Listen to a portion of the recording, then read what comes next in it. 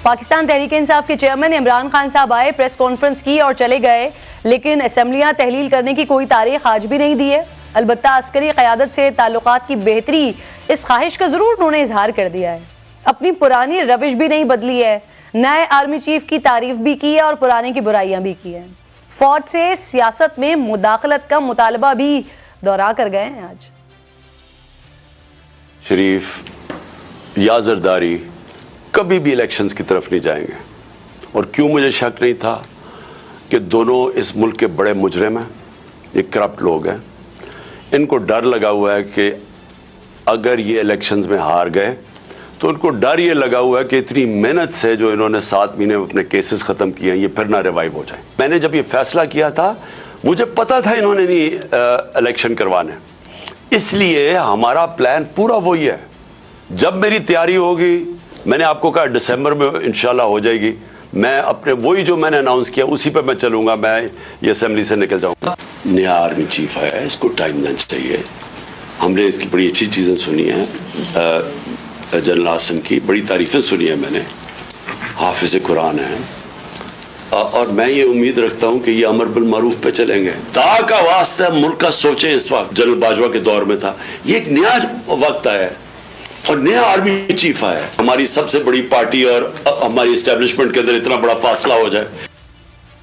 खान साहब ने नाज़रीन जाते जाते एक और भी दरखास्त कर गए हैं, जरा वो भी सुनिए। इमरान खान की घड़ी की पड़ी हुई है, ये भी पहली दफा हुआ कि मैं अपनी घड़ी बेचूं, उसके ऊपर ही शोर मच गया है। मेरी जाती घड़ी है, मैं उसे बेचूं, मैं जो मर्जी करूं उसे। आखिरी जुमला आपने सुना होगा, बल्कि बड़े गौर से सुना होगा। कहते हैं मेरी घड़ी मेरी मर्जी। खान साहब मान लेते हैं आपकी घड़ी आपकी मर्जी, ये भी मान लेते हैं कि आपको कानून इजाजत देता है कि आप घड़ी रखें या बेचें, लेकिन खान साहब जरा ठहर जाइए। आप हैं वो जो हमें रियासत मदीना की मिसालें सुनाया करते थे, लेकिन वहां तो एक शख्स भरी महफिल में उठता है, उस हस्ती उस शख्सियत से सवाल कर लेता है जो 22 लाख मुरब्बा मील पर हुकूमत करने वाले हैं, जिनके नाम से कुफ्र कांप उठता है, जो मुराद रसूल हैं, जो खलीफा वक्त हैं, जिनका नाम हजरत उमर फारूक रज़ियल्लाहु ताला अन्हु है। और वो शख्स उनसे कहता है कि हम उस वक्त तक आपकी बात नहीं सुनेंगे जब तक आप हमें ये नहीं बता देते कि आपके पास ये 2 यमनी चादरें कहाँ से आईं।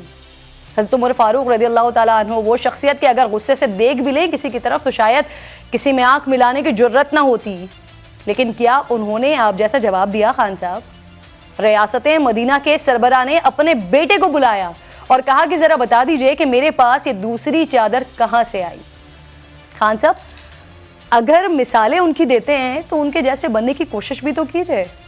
यहाँ मसला सिर्फ आपकी घड़ी बेचने का नहीं है, बल्कि कम कीमत लगवाकर कौमी खजाने को नुकसान पहुंचाने का है सर। 50% का कानून पास करके 20% में खरीदने का है सर। ज्यादा पैसे वसूल करके FBR में कम रकम जाहिर करने का है सर। गो कि ये सब इल्जामात हैं, लेकिन उनका जवाब देना आप ही का काम है खान साहब, क्योंकि माजी में तो आप दुश्मन तक की मिसालें देकर हमें ये बताया करते थे कि हाकिम से जवाब तलबी हो सकती है, तो आपसे क्यों नहीं हो सकती। सुनिए खान साहब, जब आपने खुद इसराइली वजीर आजम के तोहफे के मुताल्लिक कुछ बताया था, सुनिए। इसराइल का प्राइम मिनिस्टर नेतन्याहू, उसके ऊपर पुलिस ने जाके उसको क्वेश्चनिंग की है, सिटिंग प्राइम मिनिस्टर को उसको क्वेश्चनिंग की है, उससे सवालात तलब किए गए हैं और उन्होंने खुद ही इन्वेस्टिगेशन की है और लोगों को भी कि उनका जिनका ख्याल था कि, और उसका जुर्म क्या है कि उसको कोई तोहफे दिए गए हैं। यहां तो चलता ही सारा काम तोहफे पे। आपने सुप्रीम कोर्ट में सुना था कि मरियम को कोई 2 करोड़ की गाड़ी का तोहफा मिल गया। ये तोहफे के ऊपर प्राइम मिनिस्टर होते हुए उसके ऊपर पुलिस इन्वेस्टिगेशन कर रही है, ऑपोजिशन नहीं कर रही। तो खान साहब हम उम्मीद रखते हैं कि आप रियासत मदीना के सरबराह के नक्शे कदम पर चलते हुए एक तफसीली जवाब जरा कौम के सामने रखेंगे। आप बताएंगे कि कहां से आया ये तोहफा और कैसे बेचा गया है ये तोहफा, कितने का बेचा है, किसको बेचा है। खान साहब मुंतजर हैं, इंतजार कर रहे हैं, क्योंकि रियासत मदीना की मिसालें आप ही दिया करते थे। इससे पहले कि मैं आज के इस अहम मौजू पर गुफ्तगू का आगाज़ करूं अपने मेहमानों के साथ, उससे पहले मेरे पास एक बड़ी इंपॉर्टेंट खबर आ रही है। इस पर डिस्कस करना मैं समझती हूँ कि ज़्यादा ज़रूरी है। इस वक्त अफगान बॉर्डर से फोर्सेस से बलूचिस्तान के ज़िला चमन में शहरी आबादी पर भारी तोपखाने, मार्टर, गोलों समेत भारी हथियारों से बिला इश्तियाल और अंधाधुंध फायरिंग की गई है। ये तलात मौसूल हुई हैं और इसके नतीजे में, अफसोसनाक वाक़े के नतीजे में 6 शहरी शहीद हुए हैं, 17 अफराद ज़ख्मी हुए हैं। मुझे इस वक्त जनरल रिटायर्ड मोइनुद्दीन हैदर साहब मुझे ज्वाइन कर चुके हैं प्रोग्राम में। आपको खुशामदीद कहती हूँ। अस्सलाम वालेकुम जनरल साहब। ये हम कोशिश करें वहाँ पर अमन की, हम ख्वाहा हों कि अफगानिस्तान में अमन हो, हम उनके लिए कोशिशें भी करें और वो हमें बदले में गोला बारूद माटर गोले हमारे लोगों की जानें ले लें। सर कब तक चलेगा ये? बहुत अफसोसनाक बात है ये और बहुत एहसान फरामोशी है ये, और ये तवातर से हो रहा है। ये नहीं कि इक्का दुक्का कभी गलती से वाकयात पेश आ जाएं। पिछले दिनों तोरखम ये जो है बॉर्डर भी बंद रहा है और ये चमन का बॉर्डर भी बंद था और उसको खोला तो कई हजार लोग अंदर घुस के चले आए। हमें पता है कि बहुत लोग आजकल अफगानिस्तान से आ रहे हैं, उनके पास न पासपोर्ट न है, न वीजा है, न परमिशन है आने की, लेकिन आ रहे हैं पाकिस्तान। जनरल साहब दूसरी बात यह है कि हथियारों से फायर करना और वो भी बड़े भारी हथियारों से, तो पता चलाना चाहिए जो कि भाई किसने फायर किया। अफगानिस्तान की फोर्सेस हैं या वो कह देंगे तहरीक तालिबान है, उनके पास ये हैवी वेपन कहाँ से आ गए जी। दूसरी बात है, पाकिस्तान ने पहले भी इनको समझाया था कि हमारे पास हथियार ऐसे मौजूद हैं जवाब देने के लिए। हमारे पास ड्रोन्स भी हैं जो अंदर घुस के आपके जो ठिकाना है वहां पर मिसाइल से आपको निशाना बना सकते हैं। लेकिन फिर ये आगे बात बढ़ती चली जाएगी जी।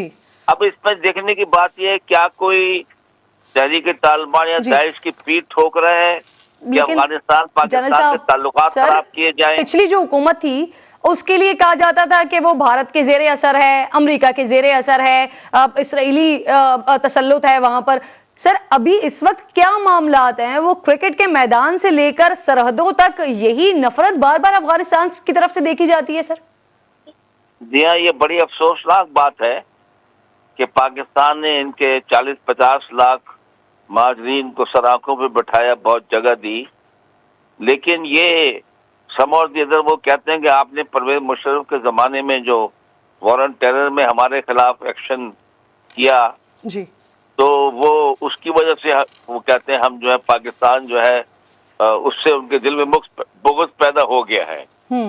लेकिन पाकिस्तान इनके लिए बहुत कुछ करता रहता है, तमाम दुनिया से इनको इमदाद लेकर देता है। खुद पाकिस्तान ने शुरू में 50,000 टन गंदम का को तोहफा पेश किया, हालांकि अपने हमारे पास खुद गंदम की तंगी है।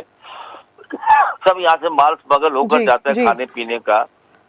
तो ये बड़ी ज़ाती की बात है, इसकी इन्वेस्टिगेशन होनी चाहिए जी। और अगर मेरे ख्याल से अगर ऐसी बात है तो उनको क्लियर कर देना चाहिए। सर ये जो आपने एक वर्ड कहा ना, एहसान फरामोशी, बिल्कुल आप दुरुस्त कह रहे हैं। इस वक्त पूरे पाकिस्तान में, न सिर्फ पूरे पाकिस्तान में बल्कि इस्लामाबाद भरा पड़ा है कि जब अफगानिस्तान में हालात खराब हुए तो लोगों ने यहाँ पर आके पनाह लिया और पाकिस्तान उन लोगों को फैसिलिटेट भी कर रहा है, पाकिस्तान उनको होस्ट भी कर रहा है। लेकिन पाकिस्तान को इस तरह से बॉर्डर के ऊपर जो कुछ किया जा रहा है तो इसकी मुकम्मल तौर पर इन्वेस्टिगेट होना चाहिए और पाकिस्तान को भी जवाब देना चाहिए। बहुत बहुत शुक्रिया जनरल साहब, आप प्रोग्राम में मौजूद थे। साहिबा सीनियर एनालिस्ट हैं, प्रोग्राम में मेरे साथ मौजूद हैं। अमीर अब्बास साहब सीनियर एनालिस्ट प्रोग्राम में मुझे ज्वाइन कर चुके हैं और थोड़ी देर में हैदर वहीद साहब अनदर सीनियर एनालिस्ट मुझे प्रोग्राम में ज्वाइन कर रहे हैं। आप तीनों मेहमानों को मैं खुशामदीद कहती हूँ। सना आपसे बात का आगाज करते हैं। खान साहब आज आ रहे थे तो 5 बजे की जब उनकी कॉल टाइम आया उनकी स्पीच के हवाले से तो एक्सपेक्ट किया जा रहा था कि शायद आज खान साहब कुछ कोई ऐलान कर जाएं, कुछ असेंबलीज के बारे में बता के चले जाएं। लेकिन आज वो आए, कुछ उन्होंने अच्छाइयाँ की, कुछ उन्होंने बुराइयाँ की, डेट वो कुछ दे नहीं सके। इनफैक्ट अब सिस्टम तो ये हो गया कि आज़ाद कश्मीर के जो वजीर आज़म है उनका स्टेटमेंट भी आपने सुना, वो भी क्या बात कर रहे हैं। तो आपको नहीं लगता कि खान साहब ने अपने पत्ते जल्दी शो करा दिए और उनके जो अपने हिमायती लोग थे वो भी अब उनसे दूरी इख्तियार कर रहे हैं? सबसे पहले तो जी आपने जो अफगान बॉर्डर के हवाले से बताया चमन में जो हुआ, एक तो सबसे पहले तो लवाहिकीन के लिए बस यही कह सकते हैं कि और जो शहीद हुए हैं अल्लाह उनके दर्जात बुलंद करे और उनके लवाहिकीन को सब्र जमील अता फरमाए। ये मामला जो है बहुत ही मुश्किल हो गया है ऑफकोर्स, और ये हम अफगानिस्तान को जिस तरह से पूरी दुनिया में मनवाते रहे हैं और इमरान खान साहब ऑफकोर्स बज़ाते खुद गारंटीज़ लेते रहे अफगानिस्तान की तरफ, ज़रा आज वो इस पर भी कमेंट अगर कर दें तो बड़ी मेहरबानी होगी। वो सिर्फ जनरल्स और साबिक जनरल्स के एक एक आसेब से अगर बाहर आ जाएं तो शायद कौम के लिए अच्छा होगा, कौम का भला हो जाएगा। देखिए खान साहब की आदत तो आप नहीं बदल सकते, इंसान की फितरत तो तब्दील नहीं की जा सकती। लफाजी में बहरहाल वो इम्प्रूवमेंट लाने की कोशिश कर रहे हैं कि वो जनरल रिटायर्ड आसिम मुनीर के बारे में अच्छाइयाँ बयान करें। याद रहे कि ये वही हैं जिनके लिए वो कहते थे कि ये मुहिब वतन नहीं होंगे या तगड़े नहीं होंगे। प्रॉब्लम तो जनरल आसिम मुनीर से था। सो सच भी बोलना नहीं जानते इमरान खान साहब, तो घड़ी का तो क्या बताएंगे आपको, तो सच ही नहीं बोल सकते। आज वो उनको सब अच्छे भी लग रहे हैं, जिनसे कल उनको एतराज़ था और जिनको वो चाहते थे वो तो अब अर्ली रिटायरमेंट लेके उनके साथ ही हैं। तो मेरा ख्याल है कि इमरान खान साहब ने जो आज जो गुफ्तगू की है, वो गुफ्तगू ना उस पर कोई कान धरने चाहिए, ना कोई कान धरेगा। इमरान खान साहब बोलते रहें, वो जब आते हैं डेट देने डेट नहीं देते, वो जब आते हैं बताने के लिए टाइम प्लान वो टाइम प्लान नहीं देते, वो बातें करने आते हैं। वो 2 दिन हो गए थे, उनको जलसा नहीं हुआ था, उन्होंने प्रेस कॉन्फ्रेंस नहीं की थी, उनको ज़रा थोड़ा पता है रोज़ टीवी पे आने का उनको शौक है, तो आज उन्होंने सोचा होगा कहने को तो कुछ है नहीं, चलो कुछ तो कह ही दूँ। सही। हैदर वहीद साहब, एक सिचुएशन आपने नोट की, आज खान साहब ने थोड़ी सी बुराई की, थोड़ा सा धमकाने की कोशिश की, लेकिन फिर वो अपनी उसी बात पर आ गए कि जो न्यूट्रल्स हैं वो न्यूट्रल्स ना रहें। जो भी वो उम्मीद रखते हैं वो उम्मीद हुकूमत से नहीं रखते, वो आज भी उन्हीं की तरफ देख रहे हैं। तो आपको लगता है कि जहां खान साहब कभी ललकारते हैं, कभी प्यार से बात करने की कोशिश करते हैं, आपको लगता है कि उनको किसी किस्म की कोई हेल्प मिल जाएगी उस तरफ से? अब नहीं, अभी तो बिल्कुल हेल्प नहीं मिलेगी उन्हें। लेकिन इसमें देखें किरण, बात यह है कि खान साहब ने अपनी पूरी सियासत इस बुनियाद पे बनाई है कि ये बाकी 2 खानदान और बाकी 2 पार्टियां चोर हैं। तो लिहाजा ना तो वो उस सिमत के हैं, उस सोच के हैं कि वो मफाहमत करें।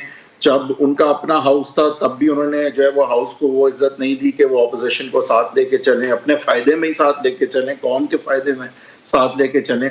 तो वो तो उनकी एक तो सोच नहीं है, ऊपर से एक्रेमनी भी बहुत ज़्यादा अब तो हो चुकी है। लेकिन उससे ज़्यादा उनकी स्ट्रैटेजी भी ये हो नहीं सकती कि वो एक्नॉलेज करें इन 2 खानदानों को और इन 2 पार्टियों को, क्योंकि उन्होंने तो पूरी सियासत ही इस चीज़ पे बनी, इस बुनियाद पे ही बनाई है कि मैं तब्दीली हूँ और ये सारे चोर और ये पुराना पाकिस्तान और ये सब इकट्ठे हो जाएंगे और ये सब एक हैं।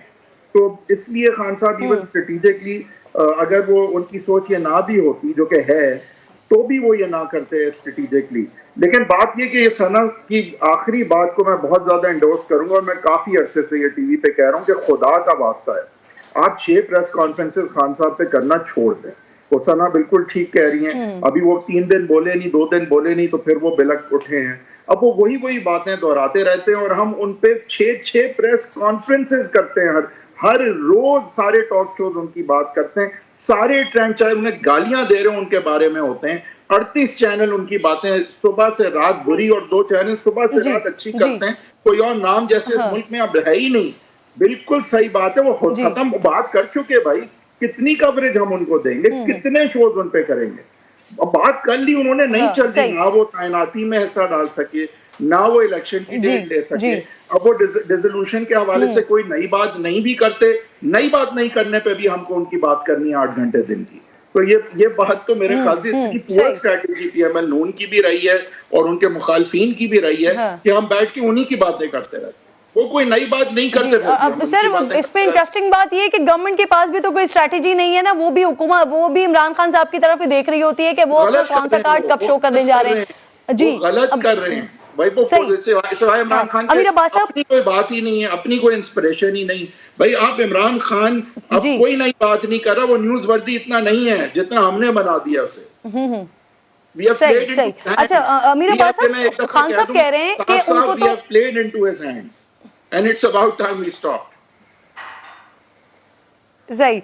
अच्छा अमीर अब्बास साहब, ये खान साहब कह रहे हैं आज भी जो प्रेस कॉन्फ्रेंस उन्होंने की उसमें कह रहे हैं कि वो जो देख रहे हैं वो आज भी हुकूमत की तरफ नहीं देख रहे, या वो इलेक्शन का जो मुतालबा कर रहे हैं वो भी इनफैक्ट उनका हुकूमत से नहीं है। तो फिर ये जो शिबली फराज साहब गए नुमाइंदा बन के, इसहाक डार साहब की सदर मुमलिकत से मुलाकातें हो रही हैं, फिर वो बात करने की बात भी कभी कभी हो जाती है, तो फिर ये सब क्या हो रहा है? फिर देखिए, इमरान खान साहब अगर अपने सदर आरिफ अलवी के जरिए से हुकूमत के साथ कोई डिप्लोमेसी या कोई बैक चैनल प्लेटफॉर्म ओपन करते हैं तो वो तो एक डेमोक्रेटिक प्रोसेस है। लेकिन अगर खान साहब का इशारा कहीं जनरल आसिम मुनीर जो नए आर्मी चीफ है उनकी तरफ है, या जो नई इस्टेब्लिशमेंट है मिलिट्री इस्टेब्लिशमेंट उसकी तरफ है, तो जाहिर बात है उस एक डेमोक्रेट आदमी कैसे उसकी तायद कर सकता है या उसको सराह सकता है। अगर इमरान खान साहब ऐसी कोई बात कर रहे हैं या सोच रहे हैं तो क्या उन्होंने पहले ही करके सबक नहीं सीख लिया था? क्या जनरल कमर जावेद बाजवा के साथ मिलकर उन्होंने कोई सबक नहीं सीखा? उनके साथ क्या हुआ फिर अंजाम?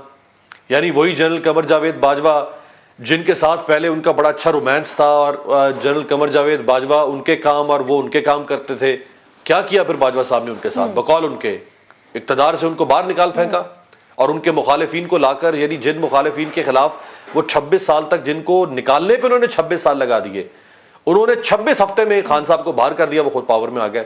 सो एस्टैब्लिशमेंट की तरफ अगर कोई सियासी जमात देखती है, मुझे नहीं पता, मैंने तो नहीं उनकी खैर प्रेस कॉन्फ्रेंस आज वाली सुनी, लेकिन जैसे आप फरमा रही हैं, अगर उनका इशारा एस्टैब्लिशमेंट की तरफ है तो इसका मतलब उन्होंने फिर कोई सबक नहीं सीखा है। अब उनको, और उनकी पॉपुलैरिटी मौजूद है, उनको जरूरत नहीं है किसी एस्टैब्लिशमेंट की बैसाखी के ऊपर खड़े होने की। आज उनकी मकबूलियत का सूरज सवा नेज़े पर है। उसकी हैयत के ऊपर इख्तलाफ किया जा सकता है या उसकी नौयत पर इख्तलाफ हो सकता है, लेकिन वो पॉपुलर लीडर है, उनको क्या जरूरत है कि वो एस्टैब्लिशमेंट की तरफ देखें? जो आप रियलाइज कर रहे हैं उनकी मकबूलियत को, अमीर, वो खान साहब खुद क्यों नहीं रियलाइज कर पा रहे हैं? मैं यही कह रहा हूं ना कि मुझे हैरत है इस बात पे कि अगर उन्होंने कोई एस्टैब्लिशमेंट की तरफ कोई इशारा या हाथ बढ़ाने की बात की है तो उनको नहीं करना चाहिए ये, क्योंकि उनकी मकबूलियत, जिस शख्स, देखे ना, एक शख्स मकबूल ना हो तो उसको तो जरूरत होगी कि वो इस बैसाखी का इस्तेमाल करे, वो उधर राब्ता करे, इधर राब्ता करे। उनको चाहिए कि वो जिस तरह पहले प्रेसिडेंट आरिफ अलवी, इधर से इसहाक डार, वो दैट मेक सेंस, वो एक जमहूरी तरीका है, उसकी शक्ल जमहूरियत है पर मबनी है, वो चलाए। हालांकि कुछ अर्से पहले अपने एक इंटरव्यू में खान साहब ये भी कह चुके हैं कि न्यूट्रल्स अब न्यूट्रल्स रहे, लेकिन फिर उन्होंने आज एक और मैसेज कन्वे कर दिया। सना, हाशिम डोगर साहब आज कह रहे हैं कि परवेज इलाही साहब अगर असेंबली तहलील नहीं करते तो फिर वो ऑप्शन 2 पर जा सकते हैं, यानी अब असेंबलियों से मुस्ताफी हो सकते हैं। तो अब आप क्या समझ रही हैं, क्यों पीटीआई ऑप्शन 2 की तरफ देख रही है? इससे पहले भी ऐसा हो चुका है, कौमी असेंबली में इन्होंने रिजाइन किया, इस्तीफे दिए, जो आधे मंजूर हुए आधे नहीं हुए। अब तो स्पीकर साहब ने कह दिया है कि उनको मैसेजेस आते हैं बाकायदा कि कबूल ही ना करें। तो आपको लगता है कि जब मरकज में कुछ नहीं हासिल कर पाए असेंबलियों से निकलकर, तो सूबों में हासिल कर पाएंगे? इससे पहले कि मैं आपकी बात का जवाब दूं, 2 इंपॉर्टेंट पॉइंट्स मैं रेज करना चाहूँगी। एक तो ये कि आपको पता है कि जो अभी हमारे सर्विंग आर्मी चीफ हैं वो बलूचिस्तान के दौरे पर हैं, 2 दिन का दौरा उनका वहाँ पे है, तो ये अटैक होना आई थिंक थोड़ा सा इट्स ऑल्सो बरिसम। दूसरी तरफ आज आप अगर देख लें तो जो इमरान खान साहब ने कहा कि मैंने सुना है कि बड़े अच्छे इंसान हैं, हाफिज़ कुरान है, तो इसी तरह की गुफ्तगू आज तारीफ कोर्ट्स की जानिब से भी आई है, और वो कह रहे हैं कि हमने सुना है कि जनरल आसिम मुनीर साहब बहुत अच्छे आदमी हैं और अपने इदारे को ठीक करेंगे, और हम उम्मीद करते हैं कि वो अपने इदारे को ठीक करेंगे। और फिर शुक्र है कि उन्होंने एक लाइन और भी ऐड की कि हम भी फिर अपने इदारों को ठीक करेंगे। तो मेरा ख्याल है कि अगर इदारे ठीक हो रहे हैं दोनों एक दूसरे को देख के, तो बड़ी खुशाइंद बात है। इमरान खान साहब में खैर कोई इम्प्रूवमेंट ना आने की तवक्को है, ना आपको करनी चाहिए। इमरान खान साहब को कुछ हासिल नहीं होगा, इमरान खान साहब को अब तक भी कुछ हासिल नहीं हुआ। इमरान खान साहब नहीं बनेंगे प्राइम मिनिस्टर, इमरान खान साहब को नहीं मिलेगी अर्ली इलेक्शन। इमरान खान साहब को परवेज इलाही साहब ने जिस तरह से वादे किए हैं वो नहीं मार्च से पहले डिसॉल्व करेंगे असेंबली। ये मतलब this is the writing on the wall. अगर ये राइटिंग ऑन द वॉल नहीं होती तो ये प्लान होता, ये पहले कॉन्फिडेंस में ले चुके होते अपने सीएम्स को, अपने सीएम से को डेडलाइन डिस्कस कर चुके होते, फिर पिंडी में जाके ऐलान कर चुके होते, एक समरी इनके हाथ में होती जो कि फिर अगले दिन गवर्नर्स को भिजवाई जाती और उसके बाद ये मामला हो जाता। आप बात वहां करते हैं जहां पर आपके पास इस बात के अलावा तो कुछ करना ही नहीं है, अमल तो आपने करना ही नहीं है ना। आप मुझे बता दें इंटरिम सेटअप कैसे बनेगा? आपकी स्टेट भी इन्वॉल्व होती है, आपकी हुकूमत भी इन्वॉल्व होती है, आप बैठ के एक इंटरिम सेटअप बना पाते हैं? आप लोग तो आपस में बात नहीं कर सकते।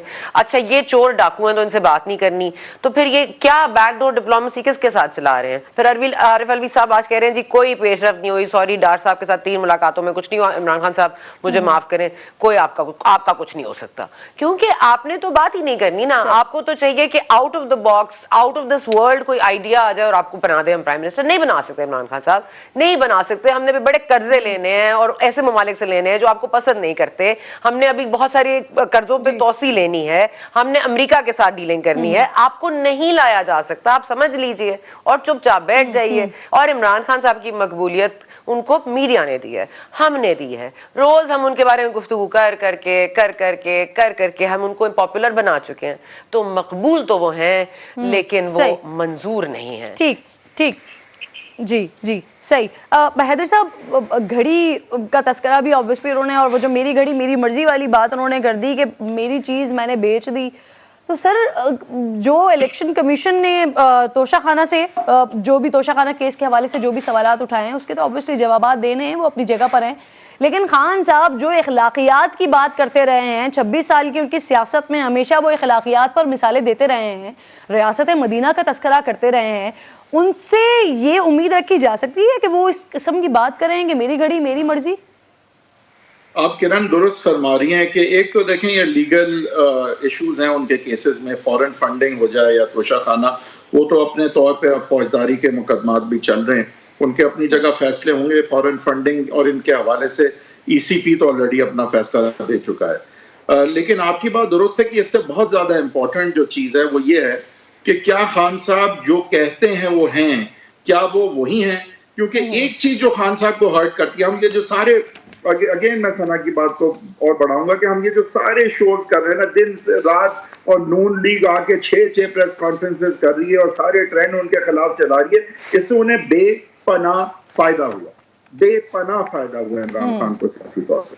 तो वो तो एक अपनी जगह है, लेकिन एक चीज उन्हें हर्ट फिर भी करती है कि जब अगर तो लोगों को ये लगे कि he is not what he says he is, यानी कि वो फ्रॉड हैं, यानी कि वो जो अपने आप को जिस तरह दिखाते हैं, पाइट पाइपर बने हुए हैं, नेशन बिल्डर हैं, ये सही का रास्ता है, ये बदी का रास्ता है, गुलामी ना मंजूर और हकीकी आज़ादी, लेकिन मकरूज छोड़ के जाऊंगा, असल आज़ादी लेकिन फिर आके दिलाऊंगा। देखें, बात ये है, the only thing that hurts Imran Khan, I don't think Toshakhana foreign funding really hurt him, because foreign funding में भी लोग कहते हैं चलो बाहर से पैसे ही लाता था ना, चैरिटी के मद में लाता था, पाकिस्तान ही लाता था। मेरे ख्याल से कोई इतना ये ना फरागोगी से ना तोशाखाना से इनको इतना फर्क पड़ा है। वो लीगल अपनी जगह, मसले अपनी जगह हैं और वो उसमें प्रॉब्लम्स हैं उनको जी, लेकिन जो चीज उन्हें हर्ट करती है वो ये है सर ये वो है जो अवाम को दिखता है कि खान साहब को कितना फायदा हुआ, वो शोहरत की बुलंदियों पर पहुंच गए, हम तमाम लोग उन्हीं को ही अपने शोज में डिस्कस कर रहे होते हैं। लेकिन सर उनके जाने से खान साहब को तो कोई फायदा नहीं हुआ। जो उन्होंने पिछले 8-9 महीने की अपनी एक कैंपेन रखी, लॉन्ग मार्चेस हो गए, उन्होंने जाना आना किया, उन्होंने बहुत सारे जलसे कर लिए, लेकिन उनके जाने से सर मैं आती हूँ आपकी तरफ, उनके जाने से ना बहुत सारे लोगों को बहुत सारा फायदा हुआ है। इस पर मैंने डिस्कस करना है आप तीनों मेहमानों से। एक छोटा सा ब्रेक ले रही हूँ, बस आती हूँ।